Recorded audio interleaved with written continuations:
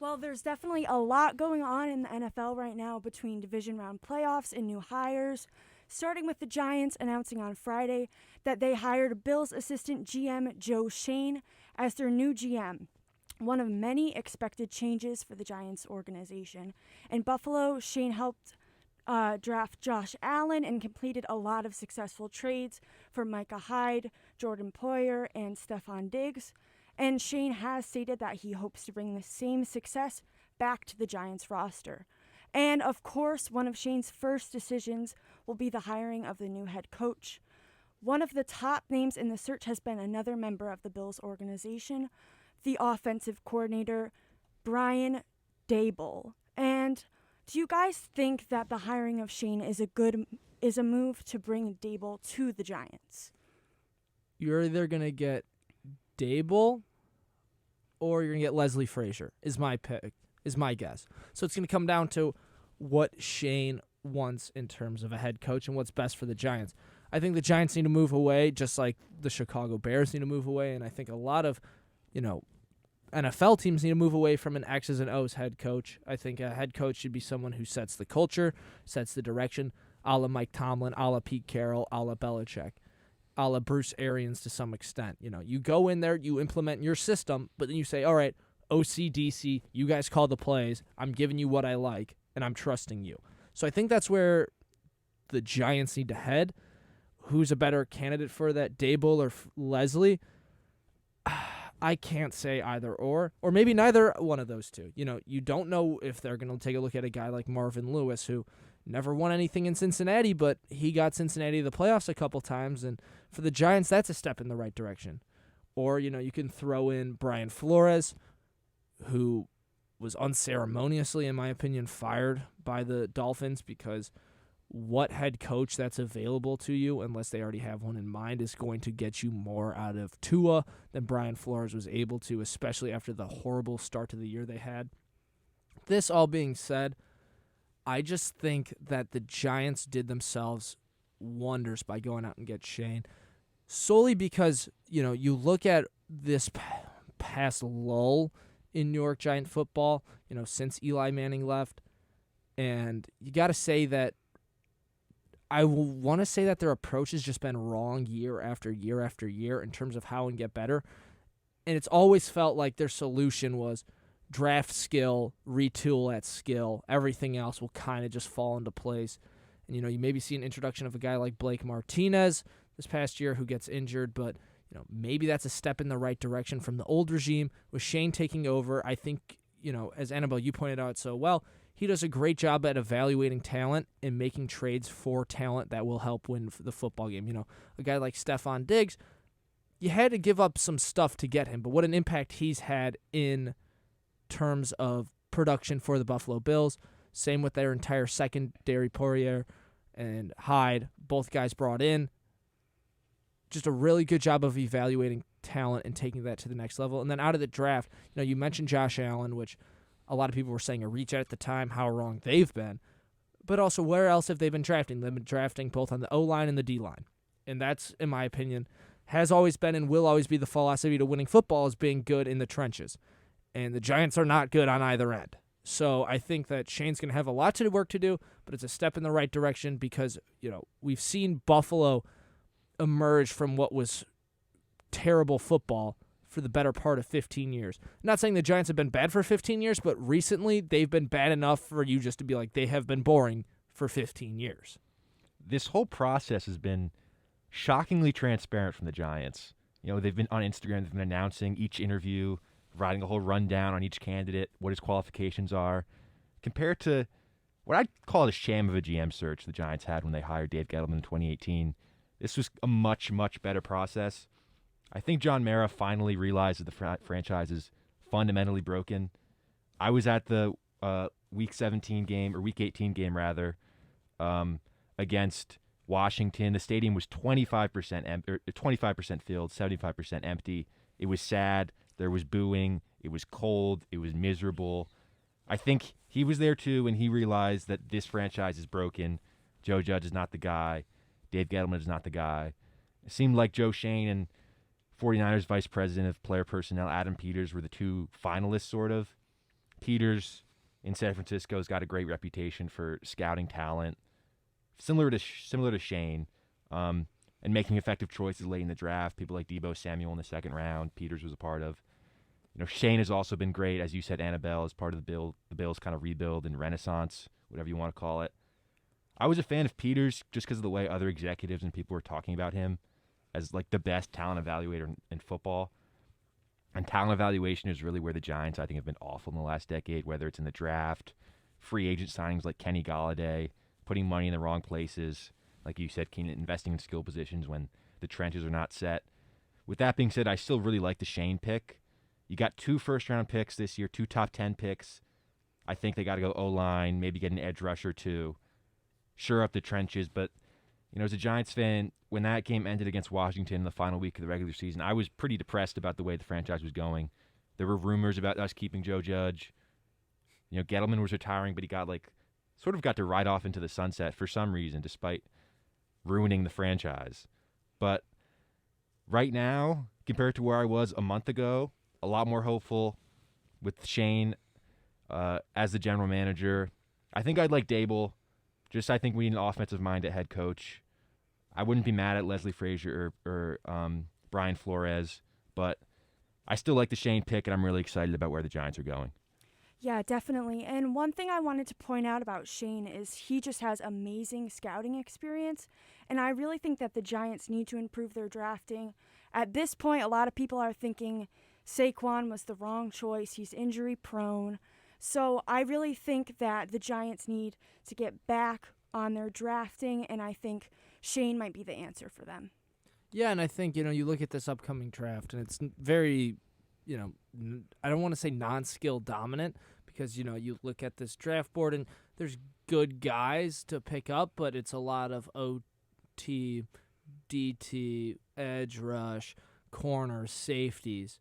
You'd be surprised if any QBs go in the first round. You think of maybe Kenny Pickett will stay in Pittsburgh, Sam Howell might go to Denver at 9. But with the exception of that, you've got a plethora of talent at spots in which you can have spots for life if you're doing an okay job. And I think, you've got the 5th and 7th overall pick. So first question is what's going to be available to you? And the second question is, assuming everything's available to you, where do you want to predicate importance? Do you want to say we need to build our O-line first or go work on the defensive side of the ball? I think if you're Schoen, you think offensive first, because realistically, the biggest problem for the Giants, obviously head coaching and GM have never been perfect, but the question still remains is Daniel Jones your quarterback for the future? And we talk about guys like Jalen Hurts, Kyler. You could throw Daniel Jones within that conversation, probably a little bit less in terms of how certain you are that he's going to be a quarterback in the NFL for the next 5 years. That all being said, I don't think Schoen can fully evaluate Daniel Jones as a quarterback just because he's playing, with wickets in front of him that move and break at the slightest touch.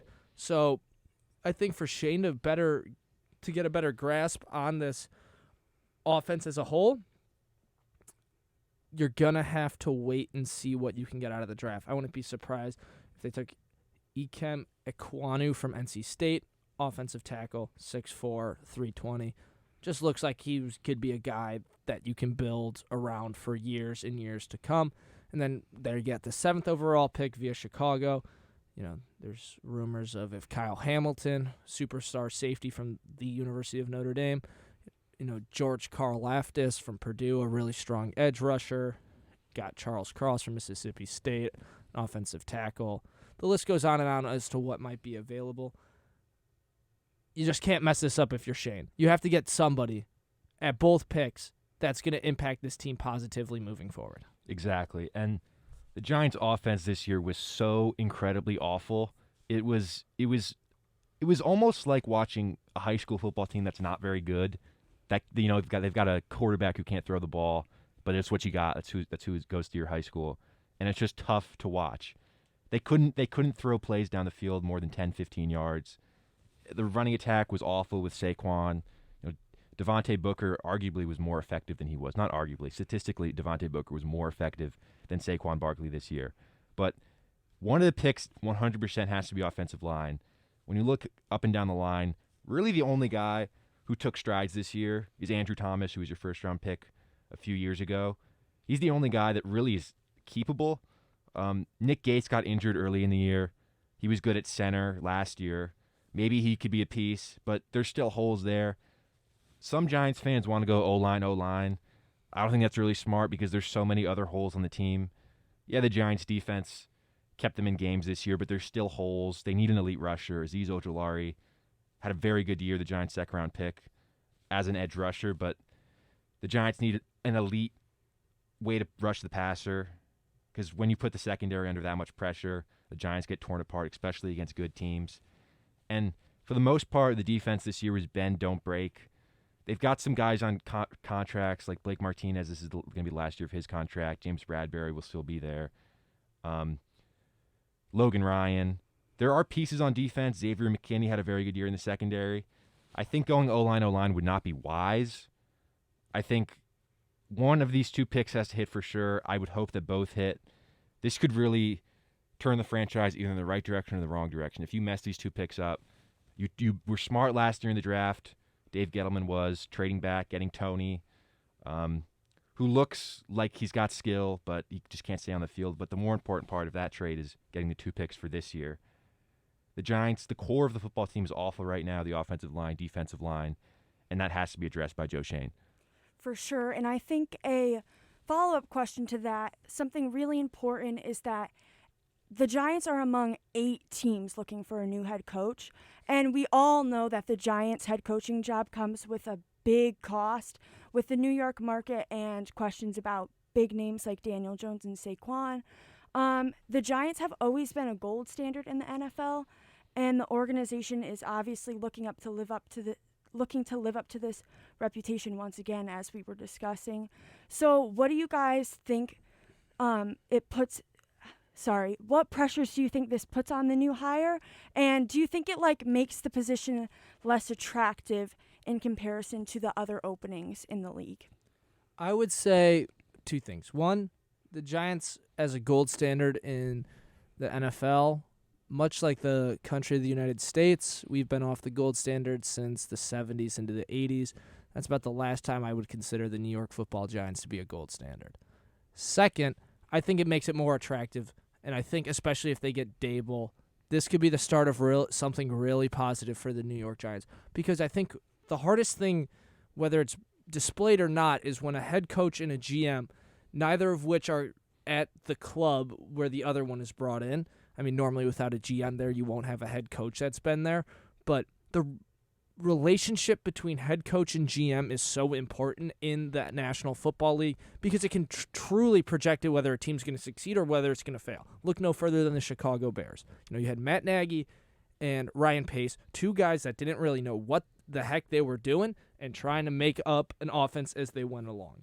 So that's why I think if, you're Shane, you're looking at Dable because clearly the biggest red flag on this team is the Giants' offense and uncertainty at quarterback and seemingly unwillingness to do anything productive going forward in terms of offensive growth. So I think if you can go out and get Dable to become a head coach, you immediately have that connection from both of their tenures in Buffalo, so that you look at the draft board. You'd hope that Dable and Shane are 1-1 in terms of their mindset of who they want and who they need to get, because both of them know how to assemble a good offense and know how to run a good offensive scheme in Buffalo.